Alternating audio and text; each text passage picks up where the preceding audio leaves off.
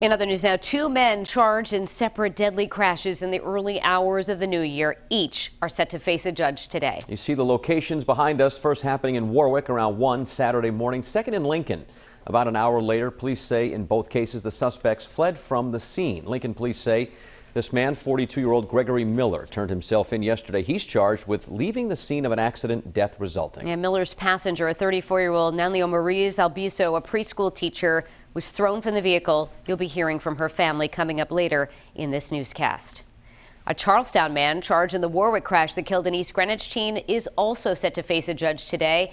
And there's going to be a candlelight vigil for 17-year-old Olivia Passaretti this afternoon at East Greenwich High School. 12 News reporter Kayla Fish joining us live with the message from the victims' loved ones.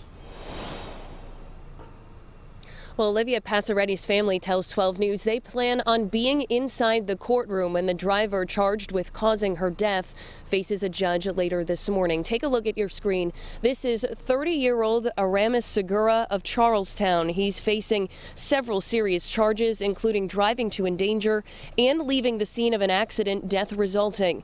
Police say he was speeding on 95 South around 1 o'clock Saturday morning and suddenly changed lanes, hitting the rear bumper of Passaretti's car and sending her off the road. Her vehicle hit a tree and landed on its roof. She died at the scene.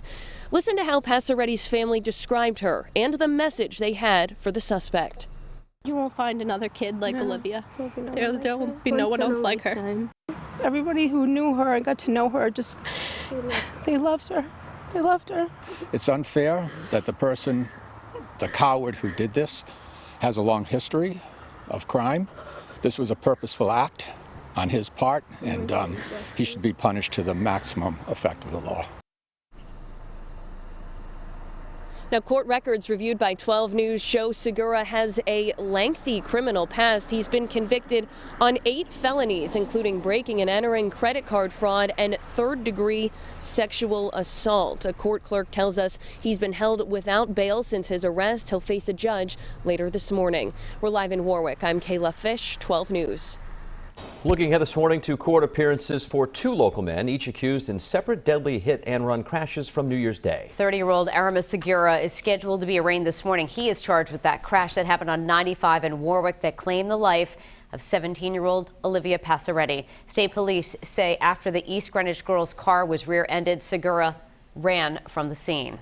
He was later arrested at his home. Also, a Pawtucket man charged in connection with a deadly crash about an hour later in Lincoln will also be in Kent County Court today. 12 News reporter Kayla Fish live in Warwick right now with more on how the victim's family is reacting to his arrest.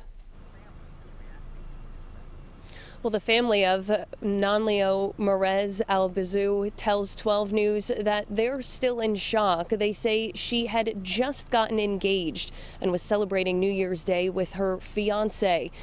Well, their car crashed and she died. Now he is facing charges. 42-year-old Gregory Miller, who you should see on your screen right now, has been charged with leaving the scene of an accident, death resulting. Police say he was driving with Albiso on Cobble Hill Road in Lincoln around 2 a.m. when their car left the road, went airborne, and hit 2 telephone poles before landing on its roof. Police say Miller ran off, leaving Albiso, who was ejected, lying in the roadway. She was known to her loved ones as Nan and was a preschool teacher in Providence for 10 years. Listen to her brother's message for Miller. If you love someone so much like that, and you get into an accident, and you just want to go ahead and flee, you are not a real man. You're a coward. Police tell us Miller turned himself in yesterday and was held overnight. He's set to face a judge later this morning. 12 News will continue covering both of these cases and bring you the latest both on air and on WPRI.com. We're live in Warwick this morning. I'm Kayla Fish, 12 News.